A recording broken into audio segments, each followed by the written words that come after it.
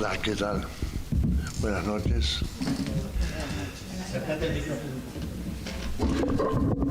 Ahí está mejor. Gracias, muchas gracias. Presentar un libro de Daniel es muy difícil para mí. Le está diciendo Alejandro, si yo hablo mucho, temo hablar más de mi lectura y confundir. Y por eso me encantaría escucharte a vos, pero no quiero evadirlo, por el contrario. Cuando Daniel me dijo que estaba escribiendo esto y me hizo el regalo de ofrecerme hacer el prólogo, me sentí realmente muy feliz porque con Daniel nos conocemos ya hace muchos años y somos dos argentinos viajeros. Yo me establecí en Brasil, después, bueno, avancé a Portugal y él en España y desde allí, digamos, nos fuimos encontrando en diversos momentos y nos escuchábamos con gusto, Esta es la realidad y no es fácil escucharse con gusto porque, digamos, estamos en un momento en que parecería ser que la imaginación, parecería ser que la creatividad, de alguna manera está censurada, ¿no? Como que cada vez estamos más abroquelados a rutinas, estamos más abroquelados a procedimientos, en fin, a protocolos. Cada vez somos más inteligencia artificial y menos inteligencia humana. Y leer el libro de Daniel es recuperar la inteligencia humana, esa inteligencia afectiva, esa inteligencia del respeto, del reconocimiento de las diferencias. Creo que el libro de Daniel genera, digamos, un divisor de aguas muy importante, ¿no? Y nos lleva a decir, bueno, todas y todos somos mediadores porque elegimos serlo, pero atención, ¿desde dónde lo somos? ¿Cuál es el ejercicio de nuestra profesión? Y por esto él trabaja esta situación, digamos, que tiene que ver precisamente con la función mediadora. No es lo mismo, digamos, pensar en una visión psicosocial, más manifiesta, más de lo que acontece, de lo que pasa, de lo que se manifiesta. Y otra cosa es pensar que lo que se manifiesta es apenas lo que nos puede llevar a lo subyacente. Y que este subyacente es la diferencia. Yo hablo medio atravesado porque a veces ya se me mezclan mucho los idiomas con los que trabajo, a veces no, siempre se me mezclaron, y siempre hablé mal. Pero de alguna forma, digamos, estamos muy acostumbrados a quedar fijados a significantes y a dar a esos significantes, digamos, significados estándar, significados universales. Esto es precisamente lo que Daniel elabora, ¿no? y que nos llama a la reflexión, nos llama a decir, un momento, somos seres iguales, somos seres humanos, somos seres iguales, pero iguales porque somos diferentes. Y ahí está la riqueza del ser humano. Por más que podamos pensar en reducir, en sintetizar. Cuando yo conocí la mediación se llamaba mediación de conflictos, y aún hoy se sigue hablando, ¿no?, de procedimientos alternativos, ¿no? Un tanto frase de museo, pero bueno, todavía se usa. Y yo siempre digo lo mismo, digamos, es una estupidez, pero yo nunca recibí un conflicto caminando a mediación. El conflicto no existe, el conflicto es una denominación que le damos a fines de estudio, a determinados momentos de un relacionamiento.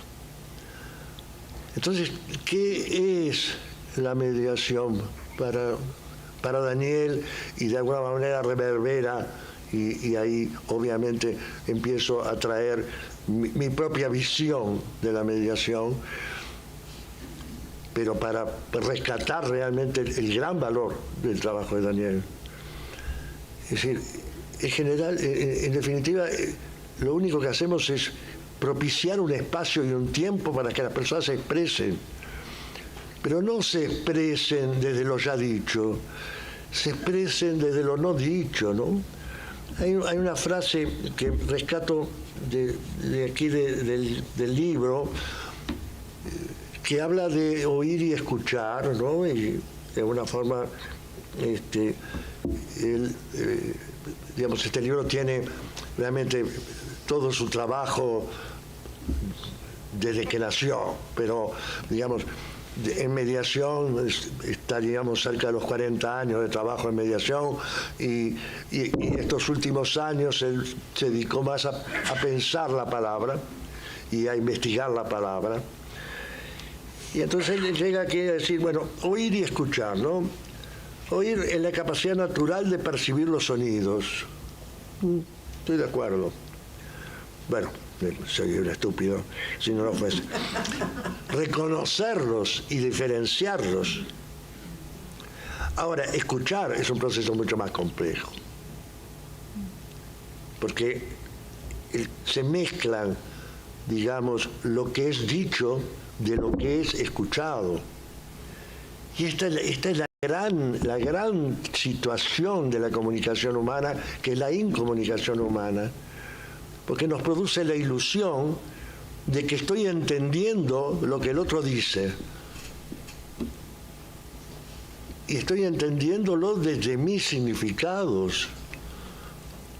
Entonces nunca me puedo acercar, aproximar a entender lo que realmente está diciendo el otro. ¿Cuáles son los significados que están en juego? ¿Qué palabras, digamos, están condensadas dentro de esta palabra? Es como realmente, digamos, una palabra. En Brasil una colega llama una palabra empanada, porque está rellena de otras palabras, ¿no? Y me parece una idea interesante, digamos, aunque, digamos, sea un poco, en fin, burda, pero...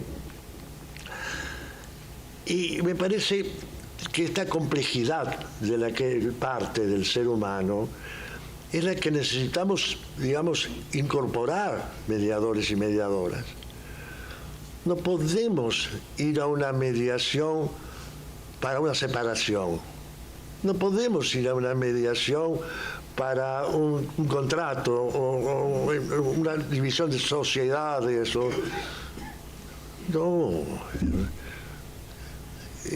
No es esta la función mediadora. Estos son apenas, digamos, títulos, nomenclaturas, cuestiones que de alguna forma, para simplificar, porque vivimos en la era, digamos, de tomar todo de tal forma desde una visión, digamos, de una teoría económica, ¿no? La teoría económica del derecho, la teoría económica de la psicología, la teoría económica de la mediación. Y en países como Brasil, por ejemplo, digamos, la mediación continúa con la ilusión de que va a desahogar al Poder Judicial. Y yo les digo, escúchame, la mediación que ustedes quieren hacer, les van a traer más casos, porque van a tener acuerdos, pero es sacar la tierrita debajo y meterla bajo la alfombra. De nuevo va a aparecer y van a haber otros procesos y otros procesos. Vamos a atender a las personas. Y yo creo que esto es lo que precisamente Daniel nos cuestiona, nos trae, y de una manera realmente fundamental, ¿no? Esta idea de manifiesto subyacente que para mí es fundamental. Y es más, digamos, no solamente en la mediación, en tomarlo en consideración en todo. Digamos. Cuando leemos el libro de Daniel, obviamente, estamos a leer lo que nosotros podemos leer. Ni siquiera podemos entender qué es lo que él quiso escribir. Y en ese sentido, digamos, tenemos que pensar que las palabras no son signos, las palabras son símbolos. Símbolos llenos de significados. Y hasta que no se recupere realmente esa situación de que la palabra está, digamos, contenida de esos significados, puedan unirse al significado a otros significantes que den cuenta de ella, digamos, para hablarse de una manera diferente, como no se hablaron. Una de las cosas más hermosas que pasa en la mediación, y todas y todos ustedes aquí deben haber pasado por esto, es que matrimonios de 30, de 40 años de casado, vos nunca me dijiste eso. Sí, siempre te lo dije. Pero ese no dicho, es ese no escuchado. Y no es escuchado porque no es explicitado. Y ahí está precisamente la función mediadora, según creo entender yo, y obviamente Daniel después tiene todo el derecho de hacer lo que quieras con esto, perfectamente, ¿no? Pero bueno, digamos, tendría muchísimas cosas más para hablar, digamos, pero me parece que, digamos, él habla en un momento determinado que la función mediadora es una experiencia, es una apertura para una experiencia. Digamos, esto me parece fundamental. Una vez escuché de un mediador, tengo otra separación. ¿Cómo otra separación? No hay otra separación. Porque mismo, aunque sea la misma persona que se vuelven a separar, no es la misma. Ellos no son los mismos. Las personas no somos las mismas. No podemos quedar con la foto de la última vez que nos vimos. No podemos quedar con la foto de la última vez que nos escuchamos o con la grabación de la última vez que nos escuchamos. Hay digamos, esta necesidad de generar ese espacio-tiempo y acompañarlos para que, y Daniel utiliza una palabra que para mí es magnífica. Se la escuché por primera vez en Portugal, o antes, digamos, así finales del siglo pasado, inicios de este, que es apropiarse. Uno trabaja para que las personas se apropien de sí mismos, se apropien de sus palabras, se apropien de sus relacionamientos. Y esto es precisamente lo que importa. Si nosotros pretendemos resolver, cerrar casos, creo que ni vale la pena que lean el libro de Daniel, o sea, porque les va a complicar la vida. Digamos, es su elección. Yo respeto muchísimo la elección de las personas, ¿no? Digamos, pero la mediación tiene muchos millares de años de existencia. Digamos, surge en las primeras comunidades y bueno, y por esto, digamos, a mí me interesa mucho el trabajo comunitario y me parece maravilloso que esté Alejandro aquí, porque es un maestro en esto y, digamos, yo creo que en definitiva cuando un matrimonio, una familia, dos socios vienen a mediación, vienen con la comunidad y después salen para producir un efecto en la comunidad. Nosotros no estamos trabajando muchísimo menos con individuos, jamás el concepto de individuo. Estamos trabajando con personas en relacionamientos. Y esas personas en relacionamientos, y utilizo la palabra en gerundio, aunque no exista en español, porque me parece que relación es muy rígido y relacionamiento es algo en movimiento, ¿no? Entonces, digamos, lean el libro. Ustedes van a poder hacerle un uso, van a poder de alguna manera entender y va a producir un efecto en ustedes como el que me produjo a mí. Me produjo muchas movilizaciones, muchas preguntas y este es el objetivo. Estamos cansados de respuestas. Yo creo que adolecemos de respuestas. Todo el mundo no quiere decir lo que hay que hacer, cómo hacer. Creo que es importante que empecemos a reflexionar a partir de entender que no hay certeza, que solamente hay cuestionamiento. Quiero, digamos, antes de terminar mis palabras, decir que el libro de Daniel está sostenido no solamente por los autores que cita, sino por personas que están aquí presentes, que realmente colaboraron con él, no solamente desde lo que escribieron o de lo que están apareciendo en el libro como colaboradores, sino que toda su vida ha sido realmente grandes. Hablar de Alba Gasparino, de Agustín Genovés, que en fin, Daniel tiene la suerte de tenerlos como parientes y eso es una gracia muy importante, ¿no?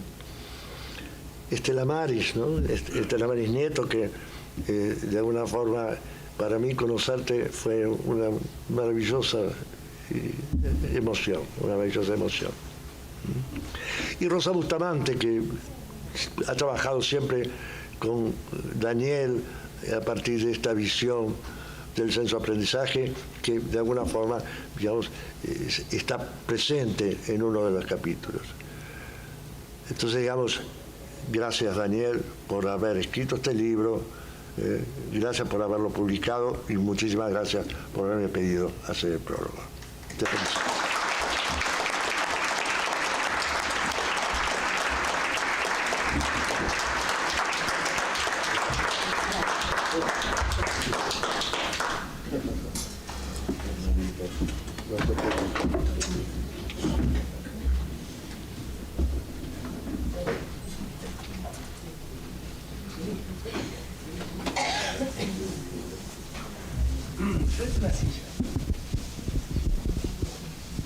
Sentamos acá y vamos a trabajar con Daniel, así. Bueno, también.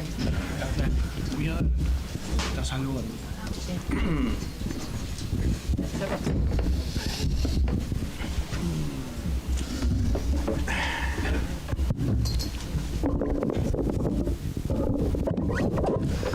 Enorme placer tener la oportunidad de conversar de esta obra que da cuenta de una trayectoria, que da cuenta de una vida. Y luego de Juan Carlos, que es alguien a quien respeto muchísimo de toda la vida, maestro de maestros, quiero festejar contigo, porque esto es un festejo. Tenemos el escenario propicio para poder disfrutar de este festejo. Y gracias a los anfitriones, que nos dan la posibilidad de hacer un festejo entre mediadores de muchísima experiencia, personal de muchísimo compromiso, con una experiencia y una entrega enorme, amigos, maestros, profesores, personas muy queridas, todas personas muy queridas. Por eso participemos juntos de este festejo. Te propongo eso. En eso estoy. Bueno, Daniel, lo conozco desde hace muchos años. Tuve la oportunidad de verlo a él proyectarse en el mundo de la mediación, que él empezó mucho antes que todos nosotros. Hay que reconocerle el lugar que verdaderamente tiene. Porque vos ya en el 83 arrancaste, cuando todos nosotros somos de la década del 90. Empezamos en la década del 90 en el mundo de la mediación.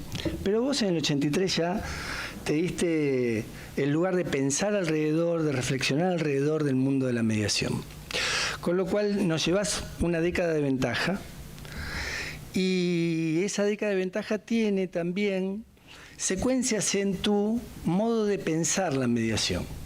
Secuencias que se incorporan en este libro como una especie de diálogo abierto. Vos pones el discurso por encima del diálogo, le das una preponderancia al discurso por encima del diálogo, pero es una especie de diálogo tu libro, con diferentes disciplinas. Es un diálogo con la práctica, es un diálogo con filósofos. Incorporaste a tus lecturas personas que no estaban en tus lecturas, por lo menos anteriores, en los libros anteriores que he leído. Zizek, Foucault, Benjamin, Agamben, Heidegger. Bueno, incorporaste personas que verdaderamente creo que le dan un contenido al libro diferente. Diferente desde el punto de vista de lo que en el mundo de la mediación estamos habituados. Con lo cual habla de tu grado de compromiso con el mundo de la mediación, y habla también con tu grado de reflexión alrededor de la práctica, la teoría y el pensamiento. Traes algunos conceptos como el recuperar el lazo social, darle lugar al lazo social. Trabajás en la relación que existe entre una interacción sistémica de la complejidad. Te metés con las incertidumbres y las complejidades de la época, y al mismo tiempo das cuenta de una serie de situaciones en las cuales la función mediadora tiene algo innovador, da un lugar a un nuevo espacio que se va a generar a partir también de ese rol que la mediación puede llegar a cumplir, que es que los presentes se apropien, como bien dijo Juan Carlos, pero también se escuchen. Y el lugar que le das a la escucha no es un lugar menor. Y el lugar que le das a la palabra no es un lugar menor. Trabajar con la palabra como has trabajado en el libro, desarrollar la palabra como la has desarrollado en el libro, también es inusual en los libros que estamos habituados en el campo de la gestión constructiva de conflictos. Yo quiero abrir un diálogo contigo, y quiero que seas vos el que hables de tu libro, qué significó este libro, qué valor tiene este libro, qué importancia tiene este libro en esta etapa de tu vida.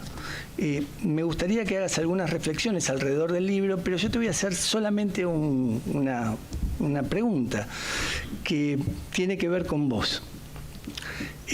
Un libro es como un hijo. Un libro es como algo que uno le entrega al espacio público. Acá en este espacio público vos tenés personas de diferentes características en cuanto a sus experiencias, vivencias, conocimiento, pero al mismo tiempo compromiso. Entonces, ¿qué te gustaría que les quede a ellos de este libro? ¿Qué vos le dirías a ellos de tu libro? ¿Qué le plantearías a ellos de esta construcción en esta etapa de tu vida con tantos años de reflexión que lleva el libro? Bueno, Este es un acto de maldad porque el que presentaba el libro es él. No, lo presentó Juan Carlos. Así que no, Juan Carlos hizo lo suyo y vos hacés lo tuyo. Pero bueno, buenas tardes a todas y todos. No puede menos que agradecerles a ambos el abrirme este espacio para que primero el otro día les conociera y compartiéramos un rato de reflexión y hoy poder traer el libro.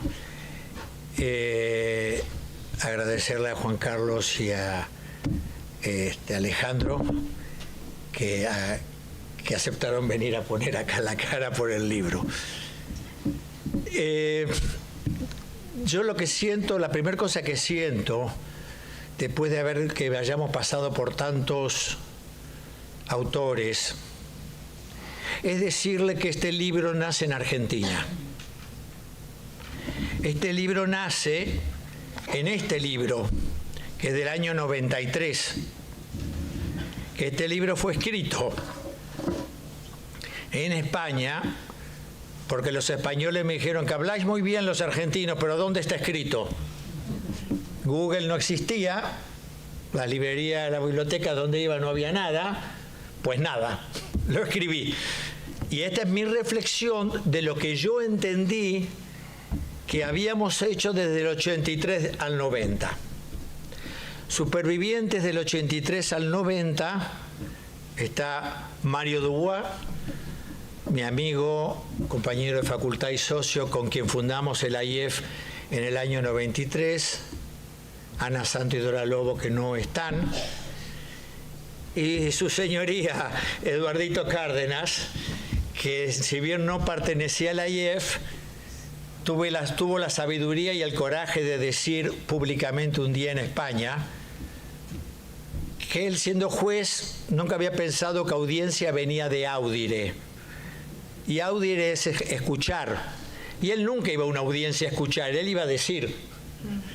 Y cuando se dio cuenta de esto, cambió todo su sistema de trabajo en el Juzgado Civil número 9, que todos los que tenemos algunos años recordamos como una maravilla, y él entonces, desde aquel momento compartimos, y esta semilla del tema del escuchar quedó sembrada. Así que gracias, Eduardo, por todo lo compartido y por lo hecho por las familias que pasaron por tu juzgado. Entonces, quiero decirle que esto nace de Argentina porque está hecho, pensado por gente que tiene la cultura urbana de clase media de la ciudad de Buenos Aires. Fue parido por gente que estábamos con estos problemas, que pensábamos que no nos gustaba cómo trabajábamos nuestro estudio, cómo no trabajábamos en el consultorio de la psicóloga, cómo trabajábamos, es decir, no nos gustaba, y se unieron arquitectos y se unieron obstetras. Y la primera cosa que medio reflexionábamos es que éramos unos vivos, porque, esto va a dolerle a algunos, pero esto es lo que nosotros sentimos, hacíamos lo que nosotros nos gustaba con el dinero de la gente. Entonces el arquitecto hacía la casa que le gustaba, pero con el dinero de la gente. El obstetra atendía un parto que se lo apropiaba. Y todo esto, esta gente empezó a cambiar esto, gracias a Susana, que me presentó, la mamá de mi hija que está acá, que para el nacimiento de ella me abrió a esta gente que tenía esta otra manera de pensar. Claro, yo como abogado, después fui a la escuela Mundo Nuevo, donde decían que no había normas, y a un abogado que va a primer grado y le dicen que no hay normas, fue casi un infartante. Y todo esto nace de este medio. Entonces, este libro no pudo haber sido escrito nunca si no volvía a Argentina. Si no retomaba en el contacto, como digo, gracias a Estela, mi pareja, que me abrió a esta bibliografía y que me volvía a conectar con una manera que tenemos de ver las cosas, por lo que conozco en esta ciudad, los profesionales de esta ciudad. Entonces, yo lo que quiero traerles es que se apropien que esto no es del extranjero. Esto fue puesto en práctica, fue puesto a consideración en los 27 años en España, 1.700 familias atendidas por año en los centros que yo dirigía, en las supervisiones, pero lo que siempre permitió eso fue no olvidar y por eso hago una autocrítica, que creo que lo que me faltó coraje fue para seguir con y no irme a Harvard sistémico, etcétera, y tratar de encajarlos, ¿no? Es decir, de alguna manera. Esto ya es lo que yo tengo para compartir de mis 40 años en mediación. No es ninguna verdad. Es lo que mi recorrido y lo que yo creo que abro preguntas para que nos planteemos que hay otra manera de mirar que suma, no quita, suma a las otras. Porque el hablar y escucharse es válido no solo para la función mediadora. Para la función mediadora tiene características especiales, que significa que cumplimos una función ¿para qué? Para cómo se estructura el lazo social de esos que están en la mediación. No es un lazo social que pasa por la obediencia, como puede ser un juez, un árbitro, que pasa por tener un oído dependiente a la sugerencia, sino que pasa por un lazo social de permitir que se apropien, que se escuchen y que puedan hacer explícito lo implícito. Es disruptivo el libro. Ahora, yo creo que vos hiciste mención que esto viene de Argentina. Nosotros, los que estamos en el campo de la gestión constructiva de conflictos, de los procesos colaborativos, de la mediación, etcétera, etcétera, tenemos como una carga pesada de determinado tipo de enlatados que llegaron acá como grabados en piedra. Y esos enlatados grabados en piedra fueron repetidos en múltiples capacitaciones y se siguen repitiendo y seguimos paseando gurúes por nuestros territorios nacional y cada uno va siempre diciendo lo mismo, alrededor de lo mismo, dando vuelta alrededor de lo mismo, con algunos objetivos que son muy delimitados y pobres, sobre todo pobres. Buscar acuerdos, buscar un cambio de relación, buscar un cambio de historia, con algunos principios que dan vuelta ahí, pocos principios, y con esta teoría de que pareciera ser que lo que hacemos nosotros es una negociación asistida. ¿Qué podrías decir distinto en la función mediadora de esos tradicionales modos de concebir desde los enlatados, traídos desde afuera, el mundo de la mediación? Lo que pasa es que lo que nosotros conocimos de los que llamas enlatados ya son una sistematización práctica de algo que ocurría y lo que ellos hicieron no era lo que los mediadores de Estados Unidos querían. John Hayes no quería esto.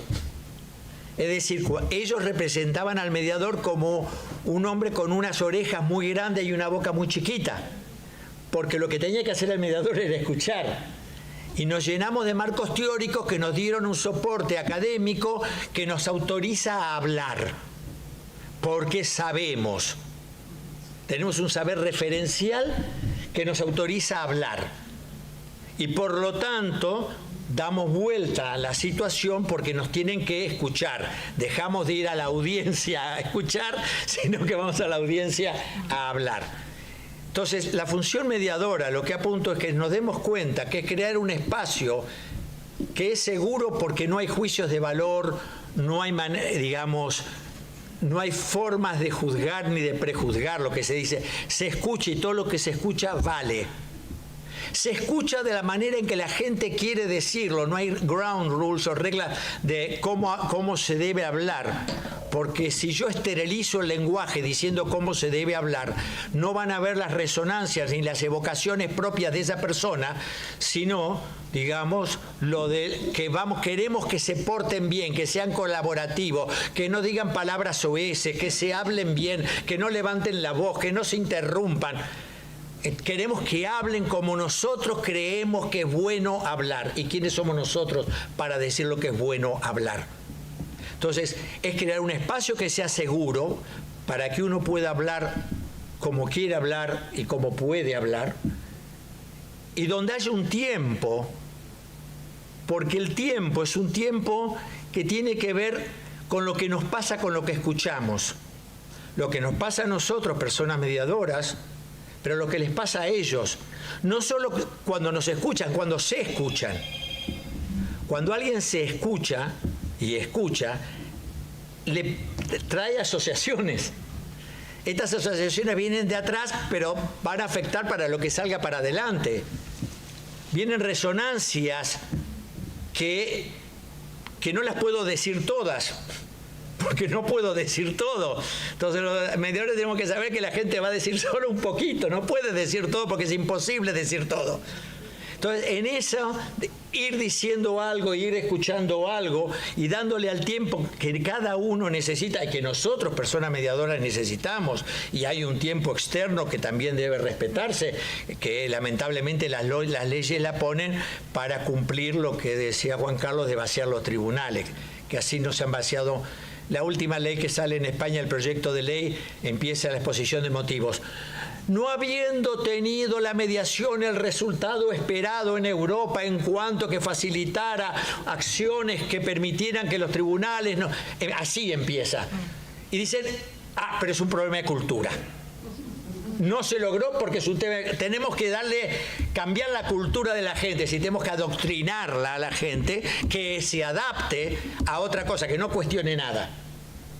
En cambio, la mediación es un espacio donde, al yo poder ser escuchado primero por el mediador o la mediadora, que ese proceso hace que empiecen a escucharse entre ellos o entre ellas, permite que de alguna manera, poco a poco, algunos supuestos se caigan. ¿Cuántos meses escucharon? ¿Y para qué voy a hablar si ya sé lo que me va a decir? No hablo, total, es inútil. Esos son los supuestos. Entonces no hay una experiencia. No estamos dispuestos a escuchar, porque escuchar es peligroso. Escuchar nos puede traer resonancias y evocaciones que no tenemos ganas. Algún cliente, algún mediante puede de golpe decir algo y yo digo, he estado equivocado toda mi vida. ¿Quién tiene ganas de eso? Entonces, cuanto más transformamos esto, en vez de que no sabemos nada de esta gente y tenemos deseos de escucharles, pasamos a que sabemos lo que tenemos que decirle. ¿Cuál era la pregunta que tenía que hacer ahora? Y ya dejé de escuchar, porque me puse a pensar en la pregunta que tenía que hacer. ¿Cómo hago reformular esto para que no salga esta palabra fuerte? Que con esta palabra que dijo no la voy a reformular porque va a crear un feo clima. Y si la dijo, que se aguante con las consecuencias, se apropie de la palabra que dicen, para si esto es de ellos. Entonces, esto es la función mediadora, es crear un espacio donde el lazo social se construya entre ellos, otra vez como alguna vez lo ha tenido. Y por eso la mediación no es lo mismo que la conciliación, no es lo mismo que la oferta vinculante y no es lo mismo que la negociación. No tiene sentido la mediación en relaciones que no tienen alguna necesidad de continuar, porque es un trabajo duro, complejo, a veces doloroso, son recorridos a veces difíciles, que si es para arreglar un tema de una colisión entre dos coches, no tiene ningún sentido. Y tampoco lo tiene el sentido de la mediación si está estructurada que hablen los abogados y no hablen los participantes, porque es una conciliación, porque se enfoca desde un saber que no es el saber de los mediantes, es un saber de otros. Entonces se delega la palabra en el otro, que es el que sabe. Entonces, por eso vuelvo a los orígenes de lo que se quería con la mediación y que están todos los libros, devolver la palabra al mediante para que siendo dueño de la palabra, pueda gestionar su conflicto de la mejor manera que quiera. La única limitación que yo pongo, si aparece un acuerdo y está ese acuerdo en mediación, tiene que ser informado. Es decir, si el acuerdo figura como parte de un proceso de mediación, tiene que haberse tramitado allí toda la información que produjo el acuerdo, porque si no, esto peligra la manipulación, las diferencias de poder, las presiones, etcétera. Entonces, todo lo que, si una vez que han llegado al momento que quieren decidir buscar un acuerdo, que será después de empezar, cuando llegue el momento que se escuche y dice, bueno, la verdad que lo que tomamos decisión es de quedarnos acá para tratar de hacer un acuerdo. Ok, será, pero será informado. Es decir, tendrán que seguir trabajando para que las decisiones que tomen, las tomen sabiendo qué decisión toman. Lo último. Vos bajás los niveles de exigencia en el libro a los mediadores, ¿no? Es como que le das un alivio. Por otro lado, puedes sortear los rigorismos formales que teóricamente tienen los procesos de mediación habitual en la función mediadora. Pero traes una palabra que es la palabra, que es una palabra en tensión, es la palabra libertad, que cada uno la usa para lo que quiere, y más hoy en día la palabra libertad está tironeada, está en tensión. Vos decís aceptar el conflicto para llegar a la libertad. ¿Qué querés? ¿Por qué tomás la palabra libertad y la incorporás en el libro? Tomo la palabra libertad por un tema que tiene que ver con el mal uso de la palabra igualdad. Igualdad solamente en derechos y oportunidades. Después de eso somos todos distintos. Y entonces podemos hablar de igualdad en la medida en que aceptamos las diferencias. Es decir, si en mediación no aceptamos las diferencias, si en la vida, en el lazo social, no aceptamos las diferencias, estamos queriendo unificar. Y lo que nos hace a cada uno quienes somos es lo que nos hace diferente. Por eso que la palabra nos acerca pero nos separa. Porque nos acerca, porque nos encontramos, pero nos muestra que somos diferentes. Entonces, al mostrarnos que somos diferentes, claro, si lo que queremos es tener conductas cooperativas, si lo que queremos es tener conductas en donde se busque el acuerdo, si mi objetivo es el acuerdo como mediador, yo ya estoy subjetivamente condicionado a que fracaso si no hay acuerdo. Y que por lo tanto voy a manipular con todos los niveles de grado de manipulación para que el acuerdo se produzca, para que mi mediación sea exitosa. Entonces, yo creo, y lo que voy a decir, bueno, me han lanzado al ruedo, a los 76 años, creo que uno se permite la libertad de decir lo que piensa. Este libro se hubiera conocido mucho si hubiera sido financiado por el BID, pero el BID financió Harvard. Y la Universidad de Florida y la Universidad de Palo Alto. Entonces, y BID financió porque era una manera de reducir los presupuestos del Estado en justicia. Porque en la medida de que no tuviéramos que seguir nombrando jueces, secretarios, creando edificios, etcétera, podíamos mandar a la gente a que tratara de arreglárselas y con la figura del mediador. Pero el mediador en Estados Unidos no nace por eso. El mediador nace en Estados Unidos porque ellos tenían prohibido reunirse con las contrapartes si no era con taquígrafos. Entonces la conciliación, que para ellos es previa a la mediación, era con taquígrafos. Cuando la mediación social, que es mucho anterior en Estados Unidos, genera esto, la American Bar Association dice, pero esto nos puede venir muy bien, porque podemos reunirnos con la contraparte sin taquígrafos.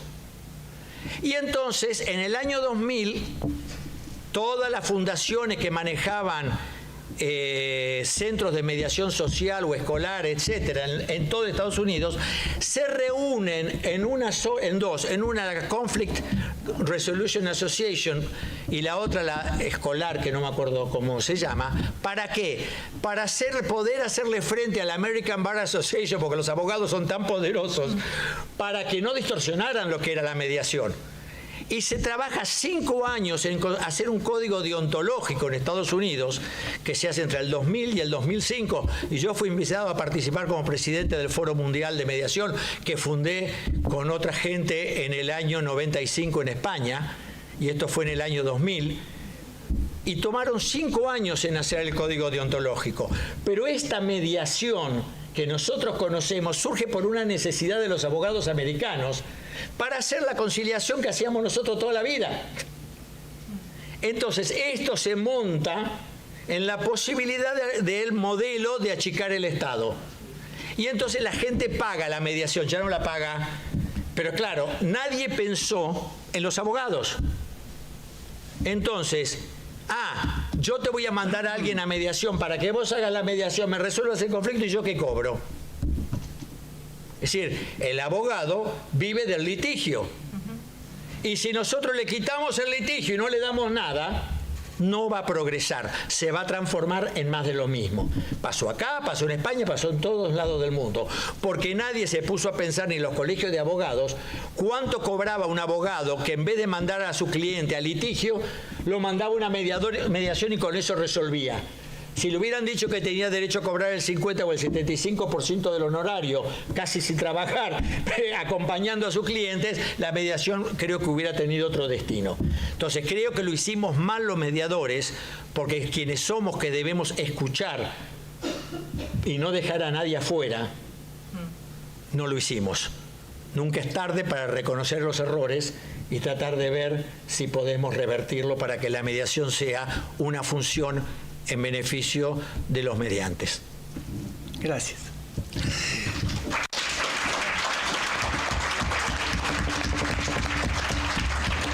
Era mejor que hablara él, ¿no? Muchísimas gracias a todas y todos. Es un día muy emocionante y muy importante en mi vida. Gracias por compartirlo.